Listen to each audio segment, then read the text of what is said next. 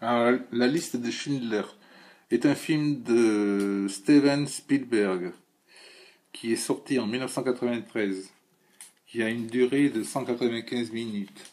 Le budget initial est de 22 millions de dollars. C'est un film qui a rapporté environ 320 millions de dollars. C'est un film très célèbre qui a reçu plusieurs Césars et Oscars durant les années 1995-1994. Le film a été un succès mondial. Les acteurs principaux sont Liam Neeson et Ben Kingsley. Il a été produit par Universal Pictures. Le film en tant que tel est un drame historique américain qui est sorti en novembre 1993 et qui était inspiré d'un roman qui porte le même nom, La liste de Schindler, d'un écrivain qui s'appelle Thomas Keneally.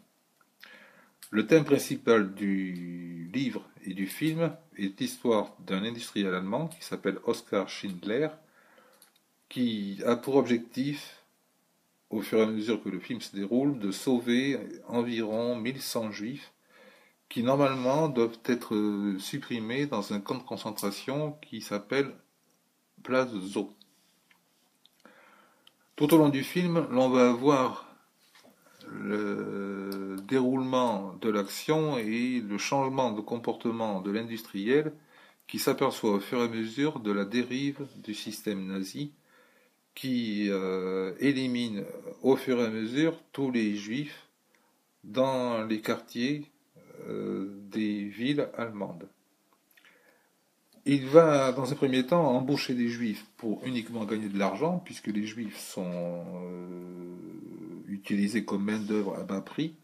Puis, quand il va s'apercevoir que les juifs euh, vont être supprimés les uns à la suite des autres, en étant envoyés dans des camps, ou lorsqu'ils sont fusillés dans des rafles qui ont lieu dans des quartiers, dans des villes allemandes, il décide de les sauver.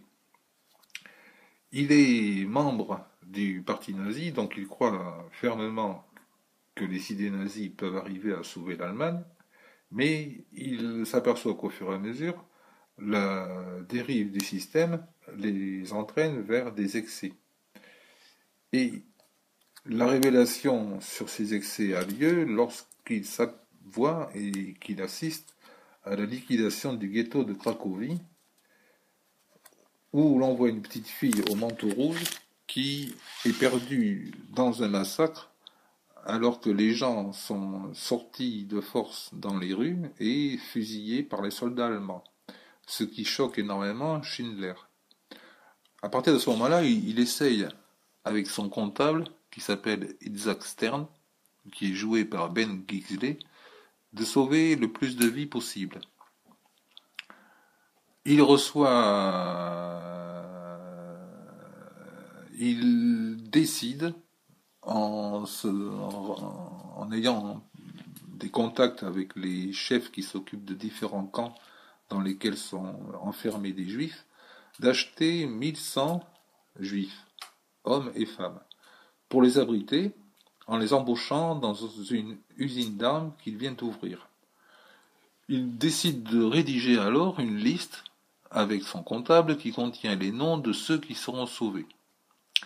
Au cours du film, qui est très long puisqu'il dure 3 heures, un train de femmes qui devait venir à son usine est détourné vers Auschwitz. Il va faire en sorte de leur faire éviter la mort qui les attend, en les faisant venir à son usine en jouant des relations qu'il a parmi les membres des nazis et parmi les membres de l'armée qu'il connaît. Il va faire en sorte de faire régner une sorte de discipline vis-à-vis des juifs et des juifs qui travaillent pour lui, en interdisant aux gardiens qui les surveillent tout acte qui pourrait être condamnable. Lorsqu'il voit que la guerre est en train de dégénérer et que cela ne va plus du tout, et que les idées d'Hitler ne sont plus du tout en accord avec les siennes, il va aller jusqu'à saboter les marchandises qu'il produit, c'est-à-dire des armes de guerre, de façon à ce qu'elles ne puissent plus être utilisées pour faire la guerre. À la suite de cela, quelques mois plus tard, alors que la guerre se termine et que l'armée allemande subit une défaite définitive, Oskar Schindler et sa femme décident de quitter le pays car ils sont pourchassés comme criminels de guerre par les Alliés, c'est-à-dire par les Anglais et les Américains. Ils sont donc obligés de quitter l'Allemagne, mais ils décident de dire un dernier adieu aux 1100 juifs qu'ils ont sauvés, qui leur offrent une bague sur laquelle est écrit celui qui sauve une vie sauve l'humanité tout entière. Et cela reprend une phrase qui est tirée du livre sacré des Juifs qui s'appelle le Talmud. Spielberg lui-même a dit que c'était un des tournages les plus éprouvants pour lui. Le film a été très difficile à réaliser car le scénario était très triste et les scènes d'action étaient très douloureuses à réaliser.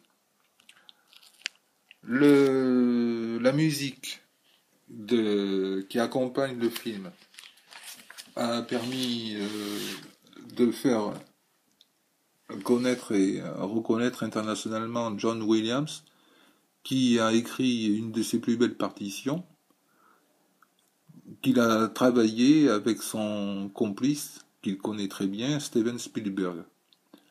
Il a relevé le défi de réaliser une musique qui accompagnerait tout le long du film, sans sombrer dans une sorte de musique très triste, très émotionnelle, qui serait très liée à une vision sombre de la suppression des Juifs. Il a fait en sorte de créer une musique qui accompagne les émotions sans qu'il y ait trop de surcharge.